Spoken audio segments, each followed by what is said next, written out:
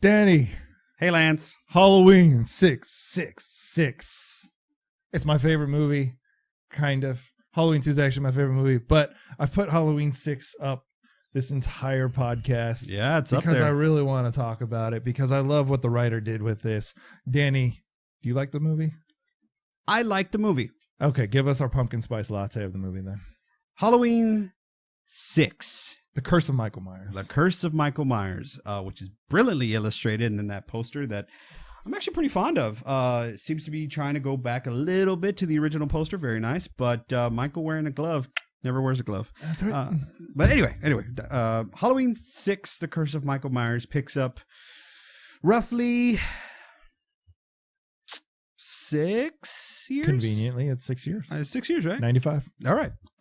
6 years later, Jamie Lloyd, the character, has returned, but is no longer being played by Danielle Harris. Boo. Lance will get into that a little bit later as to why. But it is played by a new actor who, the movie opens with Jamie Lloyd on a hospital bed being rushed to give birth. She is pregnant and she's going through child labor as the movie opens. She is screaming and basically has a child. Jamie Lloyd, Michael Myers' niece, has a son who is now Michael Myers' nephew. Yeah. Right? Mm-hmm. Well, if your niece has a daughter, great niece, yeah, great nephew. Yeah. Once her, okay, sure. I don't know. But anyway, they're family, right? So the movie takes place in this idea that there is a cult of Thorn, which is the body that navigates and controls Michael Myers, because you can do that now. And it has decided to try and get this baby to be the new Michael Myers to carry on, because he can't do this forever. He's evil, but evil. He's got to pass on the torch. He's got to retire. Work out. He's got to retire. His Pepsi did not work out. His on base percentage has gone way down. After old Blockhead took the reins. Oh gosh, I can't get away from it. Never. All right, that's probably the last time I'll mention. No, it's okay. So anyway, the story takes place. Yeah, it is. The movie takes place in Haddonfield once again. The town has now since banned Halloween because they learned a lesson. Finally. And it gives us the wonderful and introducing Paul Rudd. Technically, yes. Paul Rudd is introduced. Yes, he is introduced. We'll talk He's about introduced it in is one of his first films. Paul Rudd plays a grown-up Tommy Doyle from Part 1, yes, who is the conspiracy theorist Charlie from Always Sunny in Philadelphia, sort of connecting the dots. That is what Tommy Doyle is. It also gives us our last on-screen performance of one Donald Pleasance, at least for sure, in the Halloween series. He died shortly after this movie completed and was released in theaters. And that is the movie. It is the race to protect Jamie's son from Michael, who wants to capture the son, or to kill it, or to the cult of Thorn wants to catch it to make him the new Michael. And it's about cults, and but Michael's back, and played again by George P. Wilbur from Part 4, Hockey Pad Les. And kind of overweight, but Michael's reaching his late 30s at this point. So he's not a spry chicken. You know what? He doesn't have the mountain man feeding him for a year at a time, but he has probably taking care of all his shit for him, and apparently has been taking care of him and taught him how to drive in Halloween 1. Okay, let's get into. I don't even know where to start.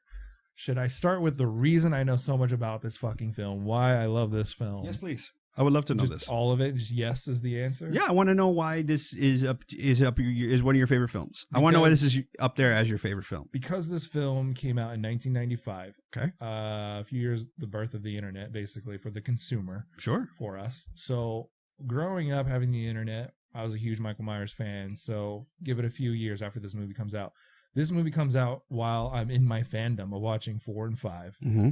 And the trailer looks terrifying. I hear it's gory as hell. And Michael Myers terrifies me at this age. I'm only like 7, 8, 9 years old, somewhere in there. So give it a few years. I'm a huge fan. I finally see the movie. I'm actually terrified by the film. But now I have the internet at my disposal, and I get to go and do some research about Michael Myers and this Halloween film. And Dan Farron is the writer of this film. Basically, the studio went out and they found a fan. Basically, he was a writer and he went to college and all this kind of stuff, but they found a fan of the film to write this thing. And his whole idea is, I'm going to connect the dots between every single film of the Halloween franchise. I'm going to wrap it up in a big bow with all the plot holes. So what does he do? He goes back. He goes, guys, what's up with the guy? What's up with the man in black? Right. Nobody has an answer for him. Yeah. Not one answer. He goes, okay, let me add that to the list of bullshit I have to clean up. So he does. He goes back to Dr. Wynn in the original movie. The fact that Dr. Wynn has one minor conversation with Loomis. Yep. Which Danny can probably fill you in a little bit more on. I'm not responsible, Sam. Oh, no. You should have. Your warnings weren't good enough. We put up a bulletin. You put up an all points bulletin in a roadblock when it's up a 5-year-old. Anyway, a very minor character, I get, but we go back and we pull that out. We pull out, and Dr. also Wynn. Loomis's line about Michael's doing great driving last night, right? Yeah, that's right. He was doing very well last night. Let's tie that up as well. So this movie gets made. It gets released. Not great reviews. It's okay. I remember a review sticking out: the scariest movie and or scariest Halloween of all time. I remember reading that. There's a modernization to it. It's the mid 90s. This is the first 90s horror. And it's been a long break for Michael, and he was last in 89, the debacle of Halloween 5. So there's been a long gap, and slashers have started to die. I mean, really from the 80s, it's been a rough patch for Elm Street and Jason, and all these slasher movies are starting to kind of die. So go back to internet lands, finding out that there's a producer's cut of this film, not the writer's cut, because this film was redone so many fucking times. The original title of the film, and the reason I call it Halloween 666 is because that was the original title.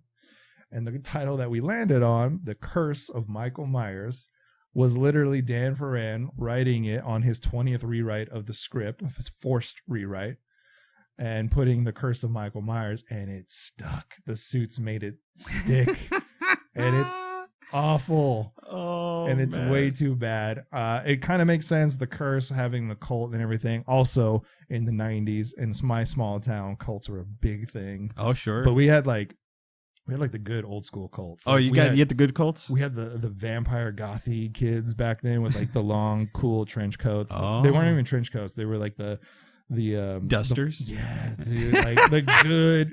Where are you goths? Like, I miss those goths. They're all gone. They're all like the hot topic-y, like trendy goths now, and I kind of miss the good old school ones that I grew up with. Nothing's worse than a trendy goth. Well, they're all over now. But I'm not talking shit on it. I just miss. You got to have diversity when it comes to goth. I got you. That's where I'm at. I grew up with that part of it. There's this rock and roll wailing and screaming to the movie. It's a modernization of Michael Myers. There's something about it that I just love. It ties into the grunge era. I love Dan Farron taking on everything of the franchise and trying to make this great movie and tie everything together, every plot hole we've ever had. I mean, it's tough. It's tough. Speaking of the grunge and all that stuff, there was we're entering a weird moment in horror movies where you mentioned the slashers are done, but the slashers are not done. They're just going to be MTV-ified. Yes. So this is pre-Creed MTV. Ooh, it's funny you mentioned that. Okay. So this is the first horror film with Dimension. You know what the second one was in 1996? Scream, the rebirth of the slasher. Oh man. Yeah. Wow. That's some horror trivia. I've been waiting to drop that on you, Danny. That's some horror trivia for you. Yeah. It has to go, you know, you have to mention that Dimension, you know, bit of a weird sort of you know who ran that. Yeah, we do. And he had a lot to do with the film that we ended up with. A lot of the gore and all the extras of this movie. We're talking about Harvey Weinstein. Yes. Was a Miramax Dimension hybrid, and eventually was definitely very much in charge of Dimension at this time. Yes. Also worth mentioning is Quentin Tarantino was attached to write this film and direct it. It was one of those like Hollywood ploys, I believe, just to get somebody interest. to make more, or or somebody to spend more or something. Right. It was something he was never actually going to be a part of, but the name was floated out there to gather interest. Well, you know, imagine that for 2 seconds. A Quentin Tarantino written Halloween 6 would be nothing but talking. I know. It would be nothing but talking. And a character that we all want to see that does not talk. Right. It'd be a lot of Loomis, though. That'd be great. And one of the saddest things about this movie is where we see Loomis. You know, 6 years is 6 years. And, you know, when you're already kind of going up there in your golden years for Loomis, meaning Donald Pleasance, you know, he looked, you know, he was a little bit more frail. I know his health wasn't great at the time. Even then, he was still, you know, relatively, he wasn't old, but he wasn't young. I forget the age, but I knew he had some health problems. But like the trooper and loyal, you know, staple of the series that he is, he decided, I'm going to do it. And they had a part for him. He played a living out in the country, retired Dr. Loomis, who's writing his memoirs and writing his life story, which, gosh, if we could only read the real Dr. Loomis' character's memoirs, that would be fantastic. That would be so cool. It all is tied into this sort of, the digital age is being born, like you said, for the consumer. So it's this, it's the AOL, it's the, you know, DVD ROMs, but it's also that marriage between other sort of multimedia aspects, which in this case revolves around a call-in talk show. Yeah. The Barry Sims Show. Yes. Which is very, very interesting because you have this sense of when they're calling in and they're like, the topic tonight is Michael Myers. Right. And it's like, when you start to over discuss something, it seems to lose how scary it is. Okay. You know, like it loses its power if you like dissect it almost to its to the nth degree. So if you guys want to be scared by Halloween, don't watch this because we have done that. No, what I mean is like they're calling in. It's like it's okay when people start humanizing, like, what was Ted Bundy doing when he wasn't, you know, killing people? Like, you know, where were his daily routines? And then there's like people on how they view Michael Myers, and then they have all these like conspiracy theories. So there's almost like a laugh and a lackadaisical approach to a very serious problem in this talk show. What's the serious problem? Michael Myers. Oh, but it's also that introduction of platform, and I'm on the radio, and this is how I see Michael Myers. One chick talks about he's sexy, you know? Yeah, and one dude talks about how he's run by the government, right? Yeah, which was almost a concept for this film, I believe. I think it was this one or the one after. I can't remember. But yeah, he mentions that, you know, they ship Myers off to space. Man, you want to know the facts? Yeah. Right, this conspiracy of Michael Myers. But again, for me, it's that world building. It's the legend of Michael Myers in Haddonfield and this radio show host who really is facilitating where Michael's been in Haddonfield for the last 6 years. Yep. There's a lot of mystery behind it because the prison blew up. We're acknowledging everything in the series so far, except for 3, kind of. For 6's best judgment, they are seeing it as a direct continuity from 1, 2, 4, 5, 6. That's what 6 is believing. In the grand scheme of things, 4, 5, and 6 are completely ignored and by themselves, which kind of sucks because they made a really hard effort to tie into the originals, which you're supposed to do at that point. But they kind of were just, discarded a bit. So 6 is picking up 6 years later. Like I mentioned, Paul Rudd is in this as a grown-up Tommy Doyle, who has dove. He would be a QAnon reader if he was in this day and age. He would be, reading these threads, these conspiracies, and following down the rabbit hole. But it's one purpose and one purpose only. He knows Michael Myers is alive, and he believes he knows how to stop the boogeyman. Right, and he's a survivor of the boogeyman. That's right. Of this boogeyman of Haddonfield. He's an actual survivor. Not many people, because he says, I know a lot of people talk about him, but I saw him. Right. Which is what he calls into the Barry Sims show, which is cool to see that. And that screensaver that comes up with that blue Myers face, that was my screensaver for I don't know how many years. It's almost that. Yeah. It's like he's a little plumpy, but it's just a blue Myers face that just appears on his screen. But yeah, that Barry Sims show is such an interesting sort of. It's a nice little addition and an added bonus to the whole movie, because it's it's a way to divulge information, it's a way to ingest information, but it's also a new way that you're kind of like, wow, this is not what I would expect from a Halloween movie. Look how far we've come. Right. The years have gone on and the technology is advanced, but now we're doing a talk radio show where we're talking about Michael. And again, you're acknowledging finally that all these things happen, because how many times have they looked at Loomis like he's nuts? Right. Michael's dead. Now we're going to talk about it, and everyone's got an opinion about it and an attraction to it or whatever it is. Sure. And that's, again, that introduction of platform and oh, I know something about this. I know something about this. And Tommy Doyle coming in, a young Paul Rudd, who this is technically the first movie that he filmed. Clueless comes out before Halloween as a summer film. Halloween comes out as a late summer, early October film. So this was the first movie he filmed? Movie he filmed. Clueless came out before it. Clueless came out before. Well, there we are. But I like seeing this good-looking, creepy dude. He's off. He plays it well, and we see Paul Rudd, and we see that he hasn't aged a goddamn day, because he's obviously, the Cult of Thorn was actually a real practice for him, and he drank goat's blood or some shit, and he made a deal with the devil.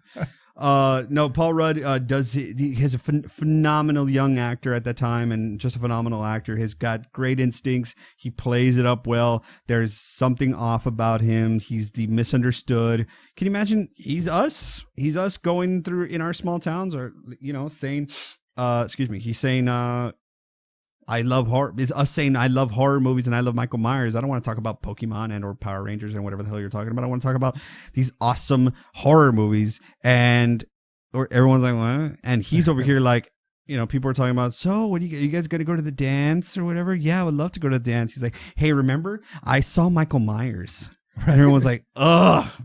Damn it, Tommy. Why do you ruin everything? And in his dig of the internet search and all his other important information that he finds, he comes across the ruins, and he has this this idea that Michael Myers is powered by the constellation, the planets aligning, and all this other stuff, which kind of aligns with the cult. But now that you mention that, the planets aligning specifically a line spoken in Halloween 3 by Conal Cochran. Exactly, and that's the tie into 3. Why I say it kind of ties into 3. Right. There's a nod to every detail, and if you watch the producer's cut, it's excruciating to a point of, okay, we get it. We get it. You're acknowledging everyone. Loomis does not have his scar anymore. I don't know if it's in the regular cut, but the producer's cut is like, oh, skin graphic. It's so punched in your face, the dialogue of okay, we get, there's a lot of changes that have happened. You've explained it. Thank you. But I love Tommy's character because he's just digging and trying to connect the dots, and a creepy, good-looking dude. So. Why not? I mean, you nailed it with the casting, because you're able to focus and believe this journey. But back to the reason we keep on referencing the different titles.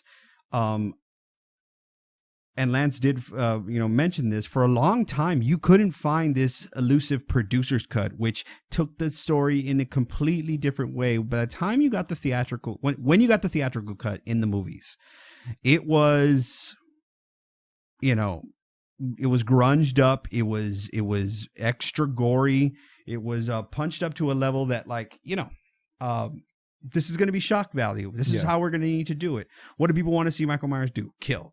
That's at this point, your Manhattan has definitely happened, right, Jason? Yeah. So it's like your script, story, plot, be damned. I don't give a fuck. I just want to see him kill people, and that's never what Michael was about. But good luck telling that to the big fat cats at Miramax and Dimension. Yeah. So he's much more brutal in this film. He's the most brutal he's ever. Well, not counting zombies, but yes, he is very brutal. Mm-hmm. He's got the stoicness as a slow moving character in this one. Again, I'm trying to think, like 37, 38 at this point. He was born in 1963. This is 1995.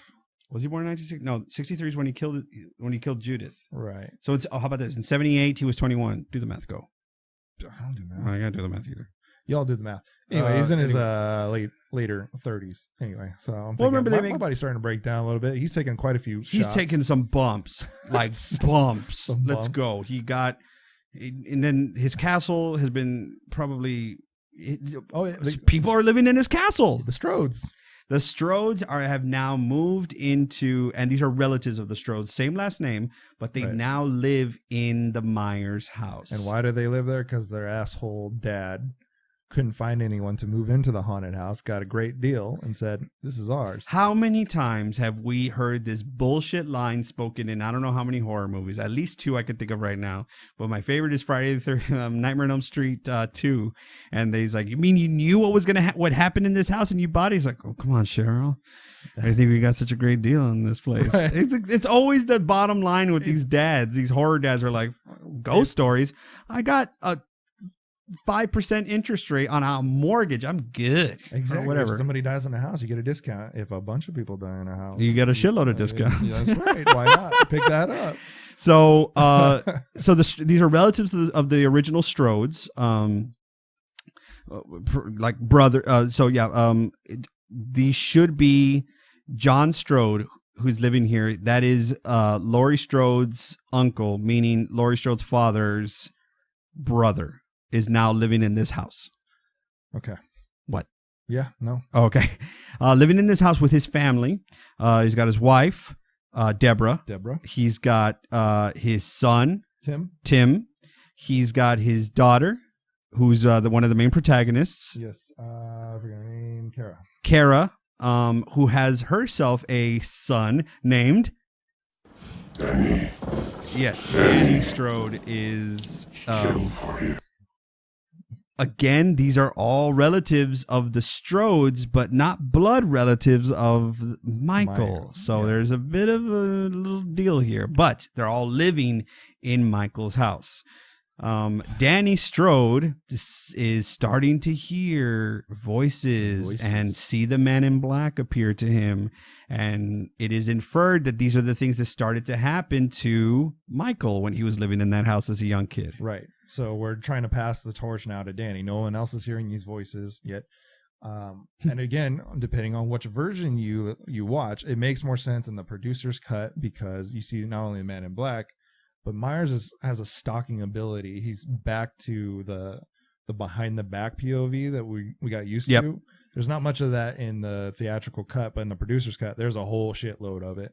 Right. So he's stalking constantly. He's stalking Danny, and he's also part of the voice. Well, we still don't know what the man in black is going to represent up to this point. We know that he's there. We know that he is subliminal or non-subliminal messaging to Danny. Mm-hmm. He's like saying, Danny, kill for him. So the him is assumed to be Michael. Just a bunch of stuff making Danny draw things at school that's like the curse of Thorn and like how that Thorn is going to kill all his family and stuff like that. So there's some warning signs that he's a bit disturbed, Danny is. Meanwhile, Kara is not on the greatest terms with her dad. Her dad is a bit of a jackass. I met him at a convention. He's awesome. Yeah. Rest in peace. I think he died. But he was in Higher Learning. He was in Wolf. I loved him in Wolf. He had a small part in Wolf, but it's one of my favorite parts in that whole movie. So this actor plays John Strode, and he's a huge dickhead. Yeah, like he's definitely has some abusive tendencies towards his family, for sure his wife, and I mean it's inferred with his wife, but for sure his daughter. Yeah. She had left the family, went off with a boyfriend and or a husband, had Danny, and now has returned to go to school, and he's like, oh, now you want us? He resents her big time. Right. Tim is the younger brother who's going to college and who Danny tries to emulate. Tim is important because him and his girlfriend, forget her name, are organizing the Bring Halloween Back movement. Yes. Which is very important to not only the main sort of theme of the whole town and what they're going through, but also directly involved with Barry Sims. Right. And so the talk show. Beth is the Beth. girlfriend's name, and Barry Sims comes into play later down the road with the radio show. I want to kind of go back to the very beginning with Jamie's death, the recast of. Sure, absolutely, yeah, absolutely. So from what I heard from Danielle Harris directly, I know her, so yes, she gave me a call. Why should she call me? Forget it. She said basically she was all on board for this, but there was some sort of union issue with the fact that she was underage at this time. I think she's 16 or 17. Okay. I believe 16, actually. So the studio tells her basically like, okay, listen, if you get emancipated from your parents, then we have that work order. Like, you can work on this movie. Never sees a script, never does anything. She actually goes, now, I don't think she has an issue with her parents at this point, but she goes and pays every legal fee, I believe, on her own through her royalties from all the Halloween movies, probably. Goes through, gets emancipated from her parents just so she can play this role, is handed a script, and it's a disaster. Mm-hmm. And then she's offered the same amount of money that she made on Halloween 4 to play this role.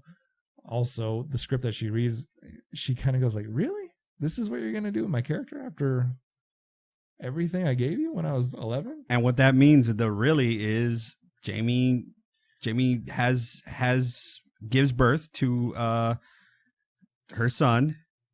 Okay, so let's dive into that. The producer's cut says this is Michael's kid. What?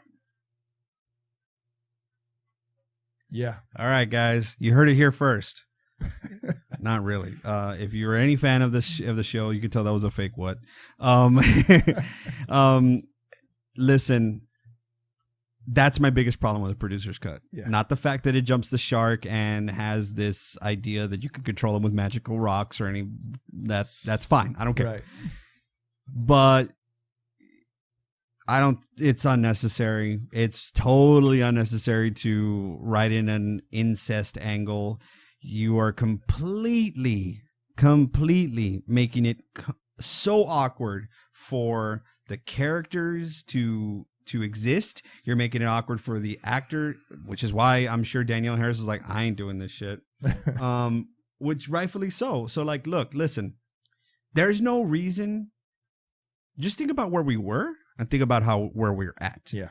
Think about how we started with Halloween 1, 1978, and how amazing it was, and how the characters were so well thought of, and put forth, and you know, they were cared for, and you cared about them, and they, you know, were simple in their delivery, but they were effective. Now, fast forward to 1995, you're talking about the niece of Michael Myers is now pregnant with his baby. Yes. And not only that, but the way in the producer's cut that Michael is filmed, throughout the film, he's just kind of a soldier of the cult. There's nothing scary about him. And just kind of stand off to the side, right? Yeah, there's a scene where they have Kara tied down after she gets kidnapped, and Michael's just kind of chilling off of the corner. Yeah. He's like, yeah, that's my kid. He's like so dopey and shit. You're like, what? Yeah. This is not Michael Myers. This is not Halloween. What the hell are you doing with this thing? Not only have you effectively managed to reduce one of the scariest characters to a no more than a simple, like a simpleton, but you have removed anything that makes him scary by by suggesting that you can control him. Right. It wasn't going to work, and it didn't work. It didn't work at all. That's why I think the producer's cut got cut the way it did, and in favor of the theatrical one. Yeah, and again, the producer's cut, going back to that internet search that I did way back when, I haven't watched the HD version until recently, but I used to watch the dailies that were posted on like LimeWire or some shit. Like people would send this like, hey, check out this link. Here's a part of it here. And somebody finally put it all together. So it's not a finished film by any means. They put the original Halloween score to it, which is cool in moments. Right. Again, there's some cool stuff in there. There's some homage to the original, just the way Michael kind of kills.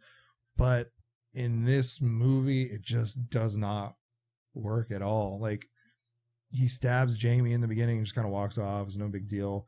In the theatrical version, the version that is canon, there's a cool moment that ties back into five, the attic.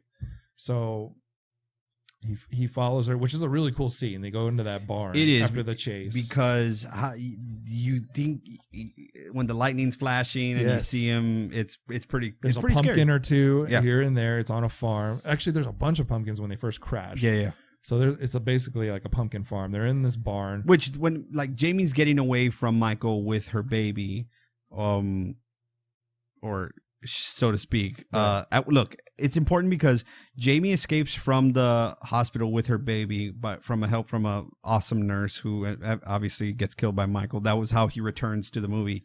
Gets a nurse, and he finds that in this corridor that's about maybe 600 yards long, there's one random fucking spike sticking out of it. He's like, oh, I'm glad that's there. This is also our shot of him peering out of the darkness. It's done way differently. It's not him in the distance. It's just like just him, just kind of like. But it's effective. It's fucking scary. It's scary. filmed so dark. Yeah, it's cool. You just see the white face getting lighter and lighter and lighter until he's there. It's just one motion, which is cool because it made it different. It made it its own. Right. So Jamie is leaving, escaping. Has got her baby and gets in a truck. And takes off. Features also a really very gruesome, cool kill where Michael turns the head of the truck driver, who's just in the rain in a poncho, just downing an MGD that he got from Dr. Chalice.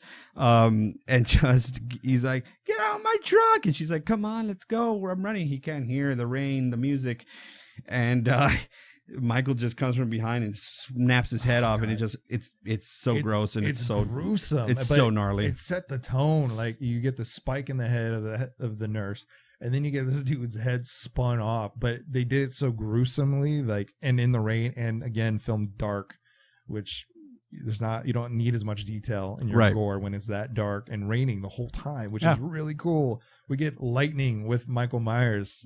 And it's so effective and cool. And then, I mean, look, there are a lot of really effective moments in 6 as far as atmosphere and tone, and it's shot well in this. It looks good. It looks nice. Yeah. It looks very scary in moments. I think my biggest gripes are going to be plot with this one, which is a shame because, like, in 5, it had plot and it wasn't shot well, in my personal opinion. But this one, I think, kind of went back to some of the blues are back. There is a lot of use of the lightning, which is always going to be scary. Yeah. But getting back to Jamie, she's on her way and she stops at a bus stop that has been abandoned, which you're like, you're gonna make it. You're gonna make it. Because when I'm watching this as a kid, it's terrifying to see her where she's at. Yeah. So then she gets to this train station or bus station, and she's abandoned. So she gets on the payphone, and what does she do? She decides to call into the Barry Sims show. That's a big moment because she's like, I can't get through to anybody. I called 911. The rain has knocked down the power, but I can get through the Barry Sims show. Do you know how hard it is to get through a radio station? She's like, you know what? I can't get to the police. Let me call the Barry Sims show. So not only is Donald Pleasance's Dr. Loomis listening with a now visiting Dr. Wynn, not only is Tommy listening, having just called in, those are the two main ones that are listening. She calls in and she's talking to Barry Sims, and Jamie does, and she's like, he's chasing me, and Barry Sims is like, all right, who's chasing me? He's like, Michael Myers. Look, Dr. Loomis, are you out there? She's like looking for Dr. Loomis to save her, and it's like you know that she's in trouble, and you know that there's no way that anyone is going to help her. So she's in this bus station, and hides for a little bit, tries to hide the baby. The power goes out. Michael's found her, probably with help, because once she leaves the bus station and gets run off the road into that farm that you were talking to, it's not Michael who runs her off. It's a van that's probably from Smith's Grove. So here we are, back to like you were saying, at the farm, and the kill, how he gets Jamie is very cool. And well, let's not forget the nod to Halloween 2, Jamie fooling Michael. There's no baby in the truck. That's the point. So she's left it. You'll never get the baby, Michael. The cool kill is in the theatrical version. It's much better than the way she dies in the producer's cut, which is she's shot in the head. And the theatrical one, it's a creepy scene. You see the shades of him and the lightning and all this kind of stuff, and then he just grabs her, picks her up aggressively, throws her onto this. It's farm equipment. I think it's like a baler. It's like a 3-prong baler, but it's huge, and it's planted into the wall or something. Throws her up on it. She's still alive. Yeah, barely. But they have a moment. Yeah, because in 5, there's a moment where she's little Jamie Lloyd and is in the coffin, and he finally gets to her, and she's like, Uncle, and she reaches him on a personal level, and then reaches out, and he takes off his mask, and then she's like, you're like me, and there's a moment until he loses it. So they play on that moment again, where she's reaching out, having these 3 prongs sticking out of her, and she's reaching out to Michael for help, and he goes with it. Oh man, it's so cruel. And then just turns, and you're fucking done. Yeah, and it's again that brutal version of Michael Myers that I think terrified me. Like, oh, it's fucking game over, man. Yeah, like, no, all bets are off. It was how you were mentioning it earlier. Yeah, all bets are off for sure. Like, this Michael is terrifying. He's the screens are gone from the eyes, but you can't see eyes. Right. You can't see like human eyes. So awesome. He goes to the truck, no baby. We pick up next day Haddonfield, and then we're introduced to the Strodes. We're introduced to Danny. Then we continue on with a little bit of Michael coming home, saying like, oh, who the fuck is in my house? Right. So I don't remember which cut it is now. They're starting to fuse together, but it's explained that Michael has to kill his family because of the alignment of the planets and Thorn. The sacrifice of one family meant the salvation of the entire tribe. Right. But for some reason, let's not forget Michael's a mental patient.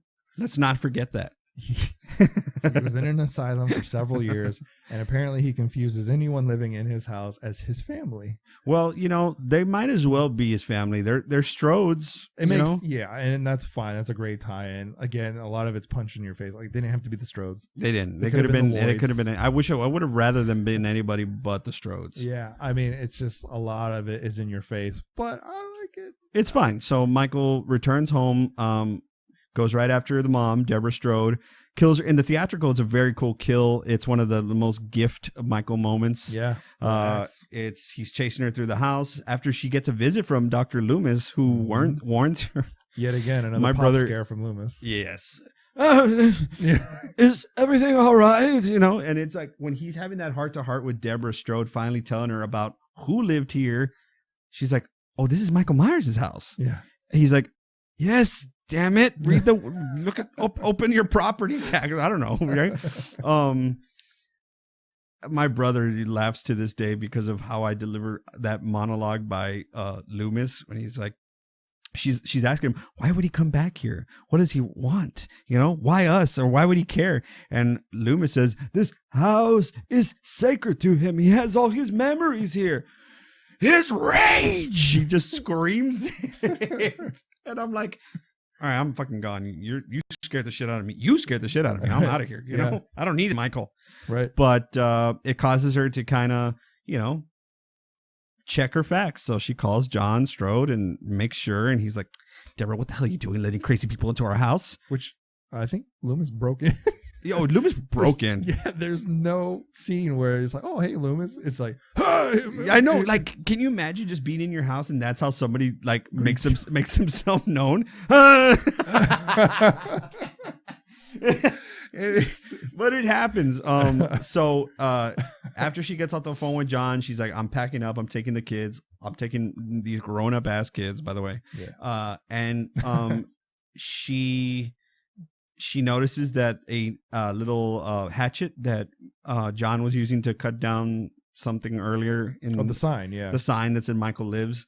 Just kids being assholes. Wait, yeah. Let's talk about that because that's almost in the beginning of the Strode story. People are putting up a Michael Myers sign, right, on the lawn. On the lawn, and why? How is nobody thinking like, why do they always put up a fucking Michael Myers thing up? Well, he said enough of this Michael Myers bullshit, but I need to talk to you about how tight that robe was that he's wearing, and it's that green that's faded, and this dude's calves. Like he played ball. Like he was probably a shot caller, a shot putter. Oh Lord. But what you see is when he goes back in the house, who's watching? Michael. Michael's already there. So he does play the long game, and the most gift moment is Deborah is running through this endless array of bed sheets that she's hung on these clotheslines, and Michael takes the hatchet as soon as she sees him, swipes at her, blood across the bed sheets. Such a nice image. It is. The axe is a little tiny for Michael, but yeah, he does look like Paul Bunny in the bed. It's like a little toy axe. Exactly. It's fine. We'll forgive that. It's a good kill. Well, what happens is now after he's done that, he's like, all right, I got everybody out because she was the only one home. So he boards up the windows. He like cover. Have you noticed like he like puts blankets over all the windows and like locks all the doors. So Kara comes home and you're like, oh shit.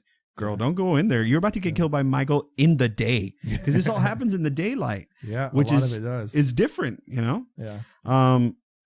Yeah. She finds that Paul Rudd has now made friends with Danny because it behooves him to make friends with them. Let's not forget that Tommy found the baby, Jamie's baby. Oh, right. You gotta. And named him Steven. We've humanized him. I don't know if Steven's supposed to pass on Michael Myers or Danny's supposed to pass on Michael Myers at this point. I don't know. Danny's going to be the intermediate. Okay. So then until Steven grows up. I know that Dan Farron, excuse me, I always say that. His intention was for Tommy to take up the reins of Loomis in this. And since we're passing on the torch of everything, I was like, let's have a clean slate at the end of this. Let's be done with Michael. Let's be done with Loomis. And like these guys will carry on the torch, sort of a thing, and it didn't happen. Yeah, I mean, I don't want to go shot for shot with the movie, but I do want to talk about some things that I think that do work. I think Wilbur kind of nailed a little. I think he's a little bit better in his delivery of Michael. Mm-hmm. He got some redemption in this one. He did. Right? I mean, look, because he's shorter than most Michaels, but he's broad. He's wide. I remember my brother trying to make me feel better because every time the trailer would come out, I mean, I was young. I was very scared of it. And he would say, look at Danny. It's like Michael's isn't even scary. He's fat. Look at him. He's fat. And I was like, yeah, he was a bit plump. But stocky. Like you ain't going to want to tussle with Michael. Yeah. And again, with the force that he uses on his kills, you're like, oh, fuck. I don't know. Right. He's terrifying. Yeah. I thought that the mask was a upgrade from 5. Which is not saying a lot, but it's still saying something. I still like it better than 4. Yes. We got back to the structure, a little bit more of the original cheekbones are in, the hair's frizz. It's very, very, very coif. Yeah, it is. The jumpsuit, though, is almost like a light gray. So we've kind of gone away from the dark blue, almost, charcoal. to now we're wearing a light gray. So like, it would have been cool with a darker color. I feel like they were trying to play with light off of that or something, like with all the lightning hitting him. They wanted him to. It might have made sense for that, I think, but then when he's in the sanitarium and it's fluorescent lights, it's like, oh well, we see everything. Yeah. I think George Wilbur definitely redeemed himself in that. I like the character of Kara. I do. She's the sort of mistreated, daughter that is the mom of Danny and is like kind of thrust into this sort of Rachel Carruthers, Laurie Strode role where she's got to not only defend and save Danny, but now she's trying to figure out what's going on in my home and who are these people and whatnot. So there's a lot of spookiness to the whole thing. It's so spooky, man. Loomis he's actually calmed down since 5. He's a little bit, because he's older, but he's still that teller of the future, that harbinger of death. I've always said, it's like he's like the bringer of the bad news. Listen to me so I can help you. But in this case, he has a sidekick who is also equally as mentally disturbed in Tommy Doyle. Yeah, and that's it was a cool dynamic. It was built for that purpose. And if you watch, unfortunately, the producer's cut, Tommy's character is way out there and kind of unlikable. But if you watch the theatrical, it's a lot more focused, and you're like, oh, I could follow this guy. I like him. He has this weird, stupid tweak that he does in both versions of the movie when he faces up on Michael. It's like when you have talked about and fantasized and almost romanticized your encounter with something, and you spent your whole life kind of waiting for it to happen, then it finally happens. Like, what are you gonna do? What are you gonna do at that moment? Are you gonna jump? I like it. And you're just like, well, let's go. Exactly. We'll just talk theatrical from here. Oh, sure. Because we don't. Look, just to put a bow on the producers. Tommy feels that he can stop Michael by putting some magic runes in a circle, and it does stop him. Yeah, there's some extra scenes that were shot after the fact. There's a lot of extra scenes that were shot after the fact. And doesn't John Strode die completely different, or is it just not as graphic? Both versions are terrible. We'll talk about the producer's cut. In the producer's cut, he gets stabbed through the gut and into the electrical box. But when the electrical box is sparking, it's a very obvious dummy, and the head is like this big. And explodes? It does not explode. Oh. The explosion was the Weinstein, makes we gotta make it bigger, and his fucking head explodes, which is the worst. This is one of my favorite movies. One of the worst kills in the whole franchise. It is a pretty bad kill. Ridiculous and over the top for no reason. It didn't need to happen. What's interesting, I think, about this movie is that as much as it takes place in Haddonfield, which, by the way, there's a big fair to try and bring Halloween back, and Barry Sims is like this. He's like a Howard Stern knockoff. He's like the shock value host who hits on Beth in front of everybody, and Tim is kind of thrust into this role or this moment where Beth is like, everything's fine. Michael Myers there is no boogeyman. Look at Tim. He lives in the Myers house. And they're like, oh, you do? Yeah. So Barry Sims is like, we're going to move it over there. And just doesn't really need to die, but dies terribly from Michael, who's on his transporting kick. He kills Barry Sims at the fair in the middle of Haddonfield. And then seconds later is back at the house. The next scene, he's back at the house. So, and it plays better in the theatrical version because in the producer's cut, he kills John, and then the next scene he kills Barry, and then in the next scene he's back at the house. No. So it's like this weird back and forth. You're like, that just doesn't make sense. He's literally teleporting at this point. Right. One thing you mentioned was the ruins thing. In the producer's cut, Tommy puts down these ruins, and Michael can't pass them, and all this other BS. What's cool in the theatrical version that I really like is this theme. They don't talk about Michael's son. That's not a thing. But they talk about this control that the cult has over him. And at a certain point, he fucking snaps on the cult and takes everyone out, which is a kind of fucking cool scene. It was terrifying as a kid in this strobe light fashion of what they're. I forget what they're trying to do. Even they're in a laboratory. I think they're getting ready to operate somehow on the baby. Right. Okay. And it's some ritual, but through surgery. Right. So Michael snaps and basically takes out every surgeon, every cult member, everyone. It's just a madhouse of murder, which is cool. It is cool. I think what's even it's a thing that I've always wondered. I'm like, okay, the people in the movie never have peripheral vision because they choose not to. But his ass doesn't have it at all because he's wearing a mask. So there's this, remember that moment where he's walking to go kill all those people, and Kara and Tommy are trying to, save the baby, and Danny at this point, they're all in the same room. And right before she goes in, Tommy just grabs her and tells her, shh, and he's like on top of her telling her to be quiet, and they're just off to the side. And imagine you're like this, right? And Michael just walks facing straight, just walks past them. And you're like, yeah, he wouldn't see me because he doesn't have peripheral vision. Yeah. So if I'm in the corner and he's not looking for me, he won't see me. But they make a noise and he comes back. But anyway, it's fine.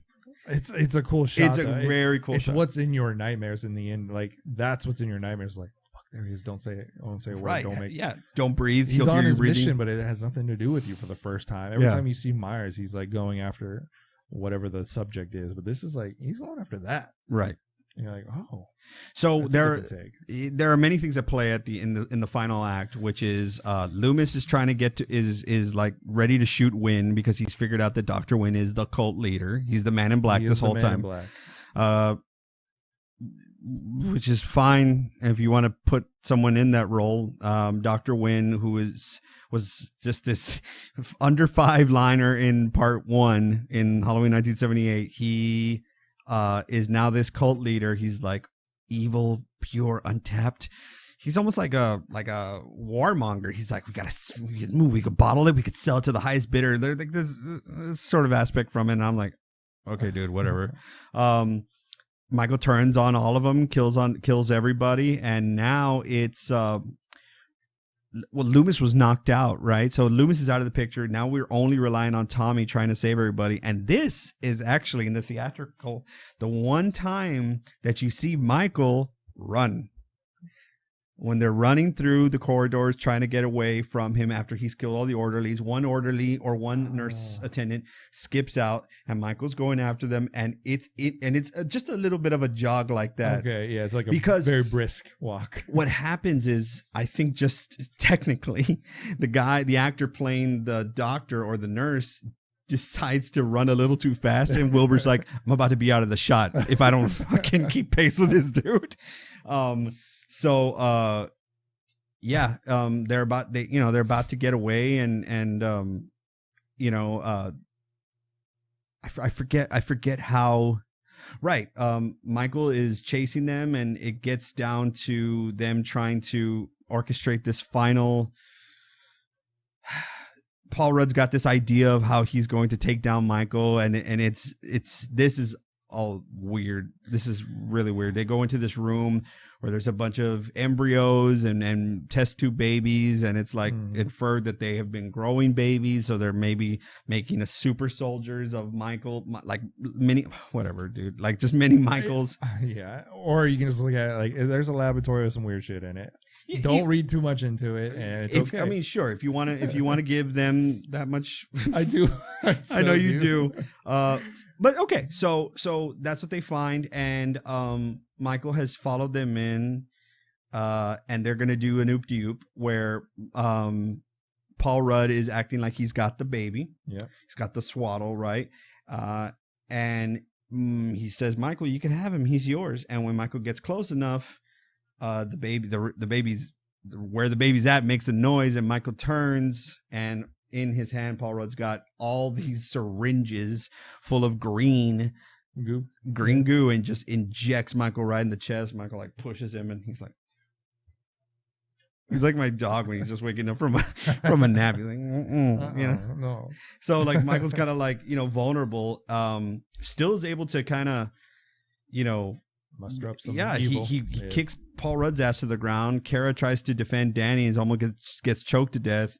And then Paul Rudd finally gets a metal pipe, beats the ever living shit out of Michael to the point where like there's like these flash moments where there's like goo coming out of Michael's eyes, like green goo. It's weird. Yeah, there's a lot of like flash transitions in this, and some of them I liked a lot, but they were capitalized on in Scream the next year. It's the exact same Scream transition. Oh yeah. So they got it right eventually. Yeah, with better source material, I'm sure. Yeah. And that's pretty much how he leaves it. They cut to Kara, Danny, and Tommy in a Jeep, ready to take off. We see Loomis now bidding them off, and Tommy says, come with us. And Loomis says, no, I have a few things to tend to here, right?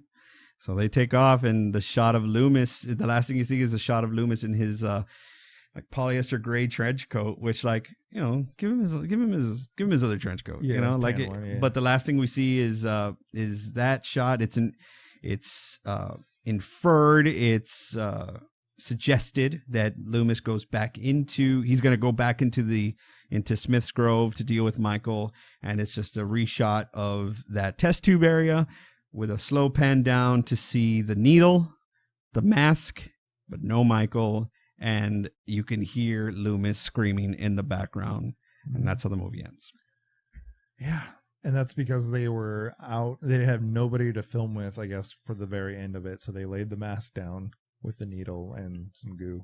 Well, that scream was from the producer's cut, which in the producer's cut, it's Michael switches places with Wynn and puts Wynn in the mask. And then it's shown that Michael is getting away as the Man in Black.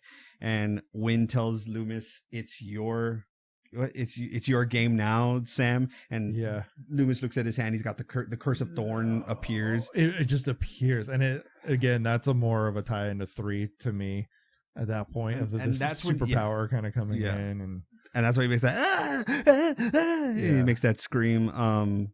They just needed a good scream from Loomis, and they ended up using it without his face in the theatrical. Cut to Full Shine On by I think it's Brother Kane, and Full Shine On is the end credits song. It's a testament to the time. That song was #1 for I don't know how many weeks, just because it's just a part of the cool movie that's out, which is Halloween 6. And it's like, hard to be there. It's very of the time.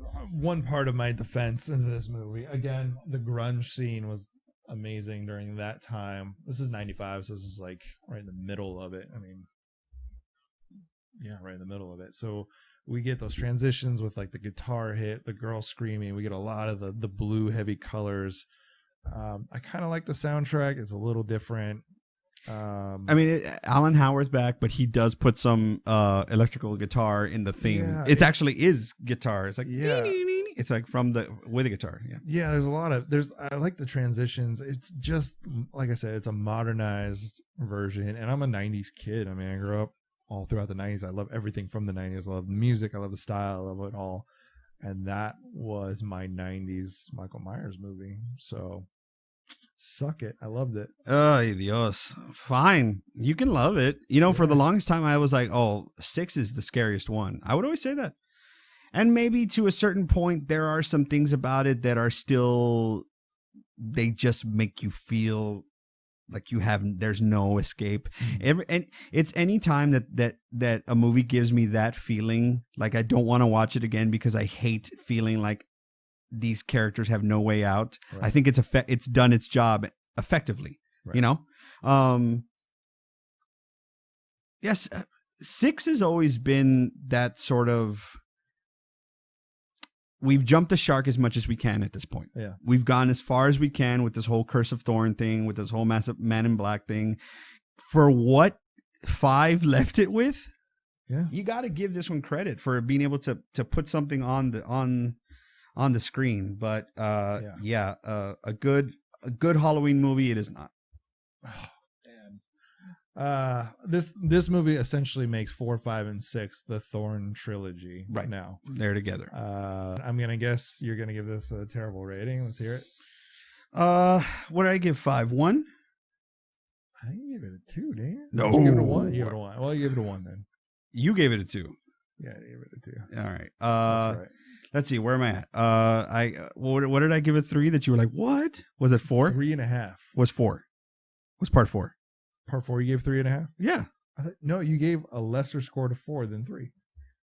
Oh, and I gave 3.5 to 3. I gave Yes. 3 to 4. I'm going to give 6 1.5. Oh my God. All right. I'll give it a 4 and just call it quits. Yes, it's that good to me. I love it. Oh, Yeah. you want to talk? Oh no, dude! Yes. In the world, in the world of Halloween, yes, put it all together. I Why love it. not? The movie terrified me as a kid. Why not? Sure. Yeah. Okay. I can respect that rating. To me, things have to progress. Michael Myers has to be more of a threat, and in this movie, I think he was. Yeah, So- I've always and it's not. I don't think it's. I mean, there's some imagery and photography that, like In 6? but not a lot. I think a lot of it works. There's a lot. I mean, again, having him in lightning, and then and the blues are back, and having those faded versions, and he's across the street again, looking over. Which the house had pumpkins, and it had a Halloween feel to it with the lightning hitting. I love that. It's so fucking terrifying. But Yeah, there. I like it. I don't like it that much. you shit on it with your 1.5. Get Yeah. out of here, man. All right. Next time is Halloween H2O. The entrance of the full-on MTV. TV era officially struck Hat and Fig, kind of, and Michael Myers and Laurie Strode As Jamie Lee Curtis. 20 years later. H2O next time. Thanks for joining Slash's Paradise. Give him the peace sign. Let's get out of here.